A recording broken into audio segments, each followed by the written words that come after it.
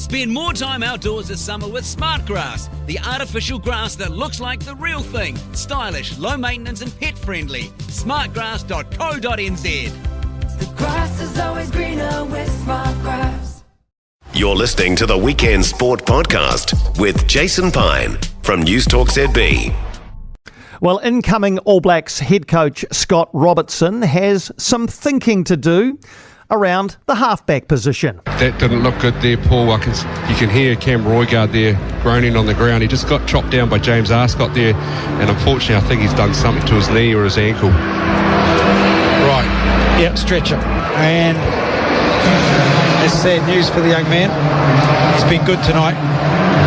He's good every week. He is good every week, has been good every week, but Cam Roigard has been ruled out for 6 months after he suffered a rupture of his left patella tendon in the Super Rugby win over the Highlanders last weekend. He's been the standout number 9 this Super Rugby season, and with Aaron Smith having now departed, of course, there's some discussion to be had about who might start the first test of the year and be part of All Black squads in the halfback position during Cam Roigard's absence. Let's bring in Sky Sport commentator Tony Johnson to discuss this. First of all, TJ, how impressed have you been with Cam Roigard this season?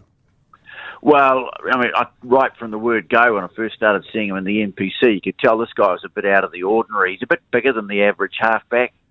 He's brave, prepared to have a run, and just his ability to sum up a situation and strike. So he had, the vision, but he also had all the physical attributes you needed, plus a very good left boot. So he very quickly rose up, and to the point where he was, a shot's eye to be the number one choice at halfback for the All Blacks this year. And it's just a terrible shame that this injury's happened. And an injury I think we have to, be pretty patient about, Piney. They're talking 6 months, but, this is a very important part of the body, this one. And if they don't get it right, well, in the past it's been a career ender. So they've got to make sure they get it right. So we have to be prepared for the possibility that, best scenario, he makes the All Black end of year tour, but quite possible that we don't see him again this year, which would be a hell of a shame. It would, but as you say, the long-term picture has to be considered as well. We know in any case he's going to miss the middle part of the year when England arrives. So with Cam Roigard out of the picture for that series and for possibly the Rugby Championship, who is the most likely starting halfback for the All Blacks when they play their first test of the year against England in July? Well, I suppose the two guys in the pipeline are probably Finlay Christie and Folau Fakatava. There's a third one which I'm going to drop in a moment. Christie, very, very functional player of the role that, people have been wanting from a halfback over the last sort of generation, where he's very quick to clear the ball. He's got a good pass. He's not a bad kicker of the ball and a very good support player. And so you'd have to think he's in the front line. Folau Fakatava is an interesting one to me because we know he's a brilliant player, but he's lived very much in the shadow of Aaron Smith. Most of what we've seen of him at that level has been as an impact player. And he's probably still, I think it's fair to say, learning how to manage a game. It's just, the halfback's such a key driver of a team these days. And, the halfback has to be a bit of a game manager and navigator. And you just wonder, has he had enough time in the number 9 jersey as against the 21 jersey to enable him to do that. Look, you look around the other franchises, Ratama and Rowe have been doing it at the Chiefs. Hines and Drummond at the Crusaders have kind of been flip-flopped a bit, probably, getting on the dark side of their career, if you like, And the guy that I like at the Crusaders, Noah Hotham, similar sort of player to Roigard, but probably hasn't had enough rugby at this level. I think he's definitely one for the future, as is Geordie Viljoen, who'll come into the picture at the Hurricanes. I think he's another one that over the next 2 or 3 years could really rocket into contention. But I'm actually thinking, mate, believe it or not, in this situation, I think they will probably have a good hard look over the next few weeks at the form of TJ Perenara, simply because he has got so much experience, so much nous. He looks eager. We know about his playing ability. I think he just has to prove that he's got all his old skills. And if he can do that, then I think he comes right back into the front line of contention. Oh, look, I couldn't agree more, TJ, on that TJ Perenara. He seems hungry, eager. The Hurricanes had this week off. They've got the bye. I was out there at a Phoenix media session, actually. They share premises, and TJ's out there practicing. He didn't have to be. He's out there practicing. I don't know you lose a lot if you bring him back. Yeah, the attitude is the thing that really strikes me. He's an absolute spark in any team. But you think back a couple of seasons and there was talk of him going to the NRL, and you think, well, is maybe time coming up on him? But I just think the way he's bounced back, and he will grab this opportunity, maybe one that he didn't see coming, but he'll grab this opportunity and he will stake his claim. And it really, I think the next few weeks will tell us how realistic that is. But so, the three that I think at the moment immediately that they'll be looking at will be Christie. I think Fakatava will be in there because, the tremendous potential that he's got, and Perenara, his experience. And as I say, the two guys that I've sort of got in the back of the mind, but probably later rather than sooner, are Noah Hotham, and I'm going to be very interested to see how Geordie Filiuin goes, because he'll get some time now for the Hurricanes. He's a very interesting prospect for sure.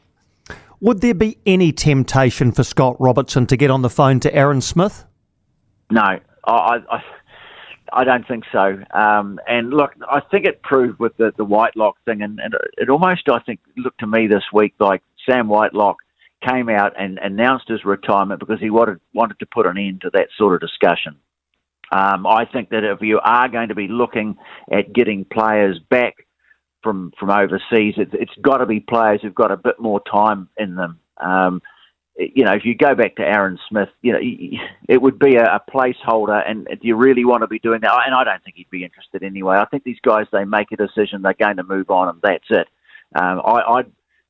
I'd be certainly be looking at Richie Mo'unga, and I would be, hoping against hope that maybe Brodie Retallick might have a change of mind at some point. But no, I don't think Aaron Smith. I just can't see them going back to him. He's had an amazing career, fantastic player, one of the greats. But I think his time, he has decided in his own head, his own mind, his own body, everything tells him that his Test career is over, and there's no point pursuing it. So talking about the halfback position, that also brings into focus the 9-10 axis, doesn't it? The 9-10 combo, halfback first five.